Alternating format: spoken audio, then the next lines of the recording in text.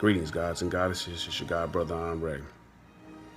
It's been a while since I made a video or did any major posting on social media websites due to me focusing my attention on the home front and what I need to handle within self. You cannot help anybody out in the community or outside your home if you are not handling yourself first and taking care of yourself and your home front first. With that being said, the reason why I'm here today is to speak on the difference between utilizing etherical guidance from the ancestors versus practicing empty rituals, which a lot of us get caught up in doing. Let me get this straight. Certain etherical practices and ceremonies, as well as traditional and physical ones practiced by our ancestors, are imperative for us to learn, so that you know how to perform them as well, for the purpose of keeping the ways and culture of our ancestors alive. And also for they show a way of paying homage to our ancestors, along with showing the pathway or acting as guides, showing how to properly invoke, channel, or how to invoke or channel powers of the Omniverse around us, as well as how to make a successful contact with the spirit realm beyond this third dimensional plane. But on the other hand, there are some who get caught up in empty rituals, where not the rituals themselves, but the individuals performing these rituals have no sincerity behind what they are doing. No true understanding of the purpose, leaving no emotional connection with what, why, and why they are even performing these acts in the first place.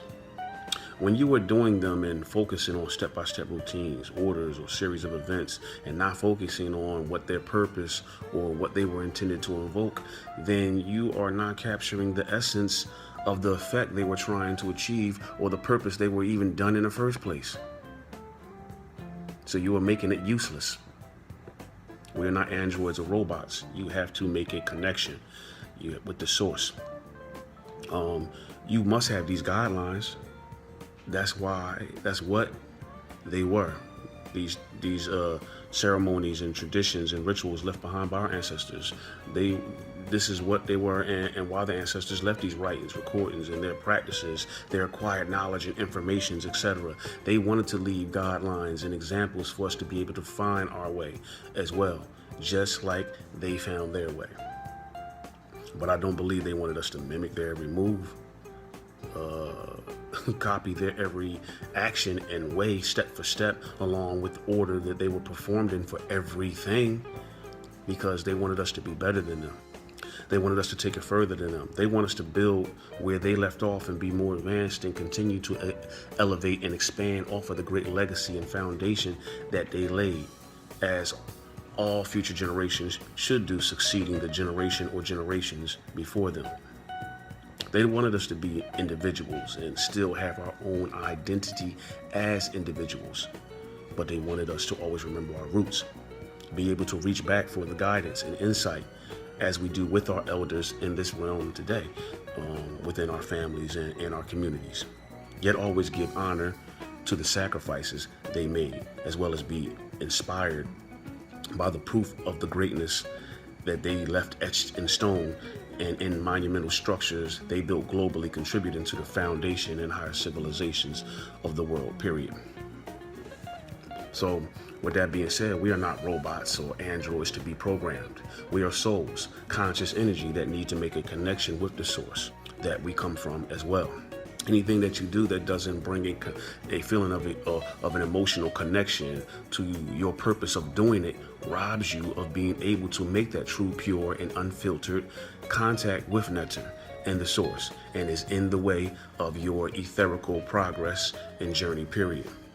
Knock those walls and barriers down, mentally and spiritually. I'm gonna give you an example. You see, if a musician makes a song that you really like, you feel that song internally, and you as another fellow or woman musician decide to remake that song. If you remake that song, usually the song changes a little bit because you feel that song so much that you had your own little twist and feel into it as well.